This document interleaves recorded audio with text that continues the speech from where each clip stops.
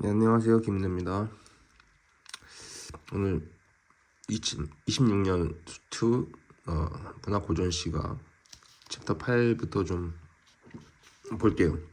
지금 계속해서 이제 고전시가는 현대시가의 특징 플러스 고전시만의 특징, 그래서 조화냐 분리냐 이 컨셉을 좀 제시하고 있단 말이에요. 자, 얘 같은 경우에 3년 임을 떠나 유배, 임유배. 그럼 뭐 분리죠. 분리. 이내 몸을 선음한다 이를 곳에. 참고로 말하자면 어휘풀이는 반드시 읽어요. 문제 풀 때 선택지 판단할 때 필요한 구역이니까 주는 거란 말이에요. 혹시 알더라도 읽어요. 자, 일단 분리의 시적 상황에서 중략 기역 거쳐서 아래쪽에 이 몰골 쫓겨난 시나 위에 유배가 나왔으니까 쫓겨난 시와 분리. 그죠? 만약 쫓겨난 신하인 신분으로 누군가를 생각한다면 이제 그리움과 슬픔과 한이 예상돼요. 유배에 쫓겨난 상태에서 만날 수 없으니까. 근데 그 밑으로 봐요. 괴로움. 그러니까 흥겨운 모양 없고 흥 없다는 거죠.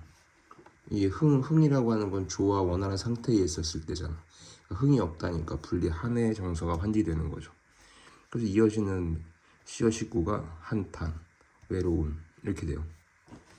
자, 그 자기 집, 내 집, 시적인 화자의 집에 대한 얘기를 하는데 없고 뉘 있으며 역시 없고 누가 지키고 지킬 사람 없고 이런 게 연속되는 거죠. 분리의 정서를 직접 표출하고 있는 구역이에요.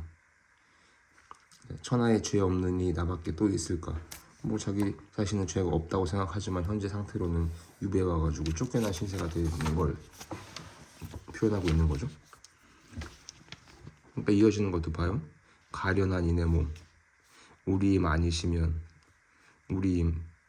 누구를 다시 의지하고, 자기는 떠나와 있는 상태 유배로서 내 신세 외로운, 얘 잘못 헤아리니 나한테 잘못 있었나? 근데 있다고 하더라도 임을 위한 거였다. 즉 시적인 화자의 지향성은 임을 위한 것이었는데 근데 지금 이렇게 됐다. 날 살리신 이 은혜를 결초하게 생각하니 그래도 자기는 은혜가 있다고 생각한대요. 지향성이죠. 은혜를 갚으려고 생각한다는 거죠. 그럼 나오는 게 밑줄친 A 가을 부채, B 옷이 나와요.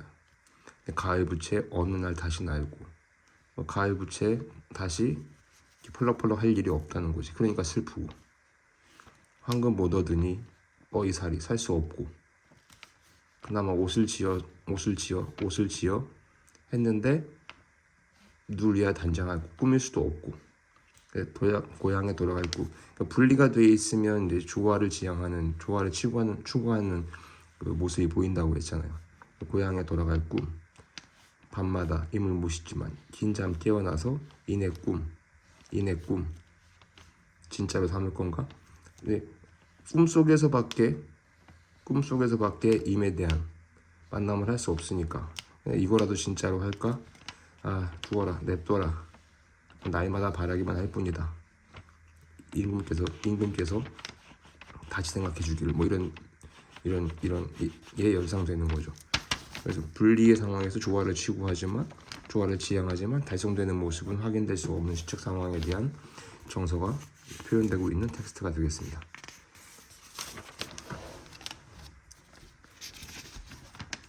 자, 챕터 9. 자, 입 만나 보겠네. 그럼 지금은 분리라는 거지. 지금 같이 없다는 거잖아요. 조화를 기대하는 모습인 거죠. 그리고 이상 거쳐서 중략 거쳐서 밑주신 기억이 나오는데 외로운 사랑엔 눈물만 겹다. 임이 없으니까 눈물만 겨워라. 역시 임과 분리된 슬픔의 정서가 환기돼요. 그런데 여기서 조금 하고 싶은 게 뭐 텍스트가 나온 마당이니까 결론적으로 보면 임 만나 보겠네 분리된 상황에서 기대하고 조화를 기대하고 다시 함께 있기를 기대하고, 근데 안 되니까 눈물만 겨운데, 근데 정드님 오셨네, 돌아오셨네 이렇게 나가요. 그리고 밑줄친 니은에 임실러 갈 적에 임식고 올 적에 이런 구절이 나오고, 가는 님 약속다 속 태우지 말고 올 때가 더 반갑다. 갈 때 속 태우지 마라. 올 때가 더 반가우니까. 이건 이렇게 끝나거든. 근데 참고로 이 텍스트는 임과 역시 분리의 정서, 분리의 이제 시적 상황에서 시작을 해요. 그러다가 오셨네로 얘기가 되는데, 이건 뒤에 이제 문제 1, 3번 보기에 따르자면 사대부에서의 임금과 임에 대한 불리의 정서를 드러내는 것과 좀 차이가 있는 거예요. 그러니까 얘는 일상생활에서, 즉 생업, 먹고 사는 환경에서 출근하고 퇴근할 때의 상황에 대한 얘기로 보여요. 그러니까 이제 고기 잡으러 나갔다가 돌아오는 상황에 대한 생각과 정서를 드러낸다는 거죠.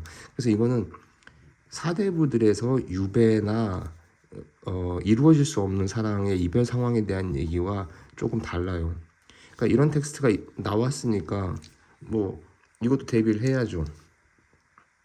그래서 내 생각은 이렇거든. 내 생각은 변하는 건 변하는 것대로, 변하지 않는 건 변하지 않는 것대로, 단 한 번 일어난 일도 일어날 수 있다면 준비할 수밖에 없다는 거죠. 그러니까 여기에 이러한 텍스트의 성격도 있다는 거를 한번 유념해 주기를 바래요. 뭐 사실 이 문제는 그렇게 어렵지 않아요. 뒤에 보기 1, 3번 문제의 보기를 보게 되면 알 수 있겠지만, 말한 대로 통상적인 사대부들의 시가에서 보이는 것과 이거는 일상의 평범한 사람들에서 보이는 모습과는 약간 성질이 다르다는 거를 알 수 있는 텍스트예요. 나왔으니까 뭐 언급할 수밖에 없죠.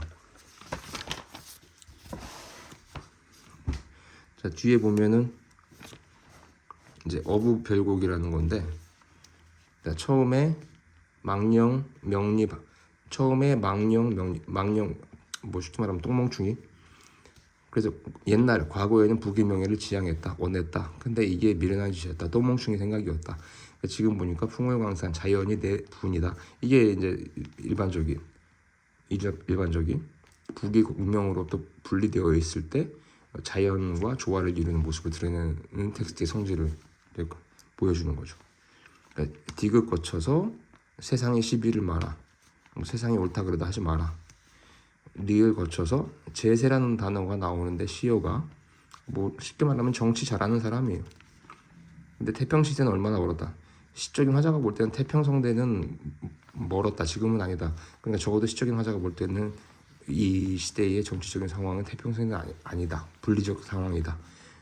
적어도 노트 예시다. 아직 아니다. 그리고 미음, 그간이 죽을 소냐, 산수간 일환이 되어 허물없이 사노라. 그냥 됐다.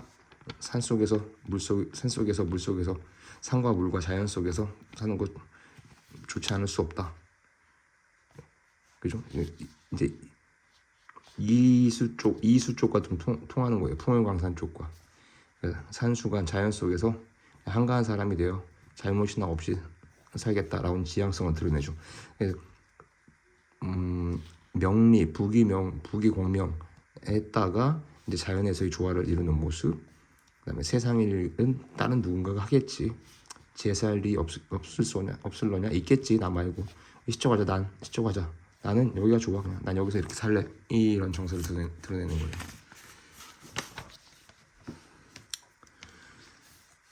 그다음 얘는, 자, 가에서 화란 춘성 번임내 구경 가세 이러잖아. 그럼 자기가 원하는 거, 지향성, 바라는 거, 하고 싶은 거를 드러내는 거죠. 그러다가 밑으로 이제 춘색 나왔으니까 이제 봄에 대한 이미지가 쭉 제시되는 거예요. 이제 그러다가 요즘에 무릉도원 얘 아니냐 그러네. 그럼 냄새 나죠. 3월날 봄의 기운에서 무릉도원을 느끼는 거지. 그럼 자연 속에서 만족한다라고 하는 게 예상되잖아요. 자, 그리고 아래쪽에 제비 나오고 기러기 나오고 하는데 어이가 있고 슬피 운다 그래요. 근데 이게 슬프다라고 하는 걸 시적인 화자의 정서가 슬프다, 새드하다 보면은 바로 아래쪽과 충돌돼요. 왜냐면 시적인 화자는 그 아래쪽에서 자연물을 흥을겨워 이렇게 말하거든.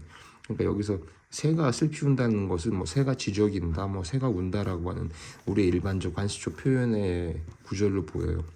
그 밑에 쪽은 흥을 겨워 이런 구절이 있잖아. 그리고 또 맨 마지막에 보면 소부어의 어휘풀이 있고 기산용수 얘 아니냐 하면서 시적인 화자가 자연 속에서 아름다운 무릉도원과 같은 것에 대한 정서를 생각을 인식과 태도를 드러내고 있는 텍스트가 되는 거죠. 자, 나는 붉은 난간 원근 바라보니 원근 바라보는 건 뭐 시선의 이동이고 옥기에서 한 밝은 달 나오는 거 보고 늙은 사람 아이 아래쪽에 돌길 근데 중요한 건 이 흥을 못 이기요. 흥이지 흥. 우리가 지금 계속해서 보고 있는 게 고전 시가의 특징 조하냐 분리냐 흥이냐 한이냐 이거 보고 있잖아. 그럼 밑에 나오면 공명 있고 북이 불이오랴 부럽지 않다. 그러니까 북이 공명 원하는 거 아니다. 지향하는 거 아니다. 번님내야. 참고로 홍지는 뭐 일반적인 세상 세속에 사는 사람들을 말하는 건데 이 생에 웃지 마라. 나 비웃지 마라. 일신이 한가하다. 나는 지금 좋다. 화평한 풍미 누가 아니 부러워해. 나 같은 지금 상황을 다 부러워할 거다. 그리고 아래쪽 여기도 역시 무릉도원 여기다. 자기가 있는 이곳이 무릉도원이라고 여기는 거죠. 그러니까 위쪽으로 올라가서 이흥 지금 날마다의 흥겨움을 얘기하는 거야. 다시 아래쪽 무릉도원 밑으로 매학 자연물로 벗을 삼아 세상 나몰라라. 그러면 이 세상 사는 시적인 화자가 원하는 바가 아니지 지향하는 바가 아니지. 그럼 소위 말해서 얘는 네거티브겠죠. 자연물을 벗으로 삼아 말했죠. 자연물을 즉 사람과 인칭을 표현한 친밀감이다. 조화를 환기하는 구역이다. 세상은 나 모른다. 그럼 얘는 지향하는 거 아니다. 원하는 거 아니다. 소위 말해서 네거티브다. 부정이다.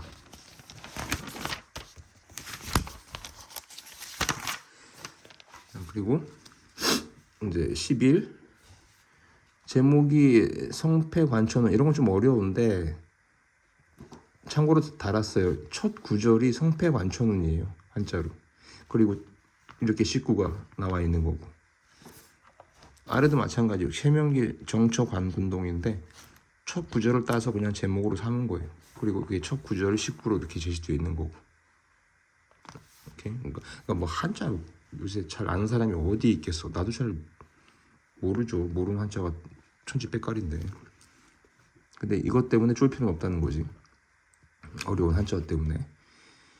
더 중요한 건 컨셉이야. 자, 의로 돌아가야 한다. 그럼 얘는 의를 지향하는 거지. 아래쪽에 밑옷, 아랫옷, 경마는 마땅히 어휘풀이 읽어요. 어길 수 없다. 그럼 얘는 버릴 수 없다.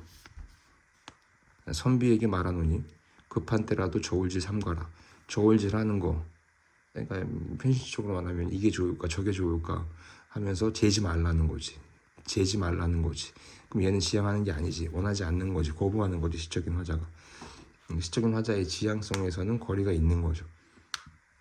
가까운 건 마땅히 여러 사람이 어길 수 없다. 어길 수 없는 이 경만이, 이 의만이 시적인 화자가 지향하는 거죠. 자, 움직임을 볼 수 있어야 한다. 제목이야. 그 움직임을 볼 수 있어야. 네, 니은, 디귿, 다 같은 물, 오다닌 것 없다. 니은, 디귿이든 별 차이 없다는 얘기. 이 어쩌다가 때를 따라 다를 망정. 그럼 어떤 때에는 분리일 수 있을 망정. 우리가 원하는 상태가 아닐 망정. 속마음이야 정도와 어긋나겠는가. 그대. 뭐 얘는 근데 대꾸는 없으니까 그냥 설정이지. 깨닫는다면 말함도 침묵함도 각기 청기로 돼. 청기 어휘풀이 읽어. 하늘의 이치다. 그러니까 정리해보면 다 같다. 옷 아닌 것 없다. 또 같다. 때를 따라서 서로의 태도가 원하지 않는 것으로 분리된 모습을 보일 뿐이다. 그런데 따지고 보면 속마음은 결국 다 하늘의 이치를 말할 뿐이다. 이런 텍스트가 되겠습니다. 오케이? 여기까지.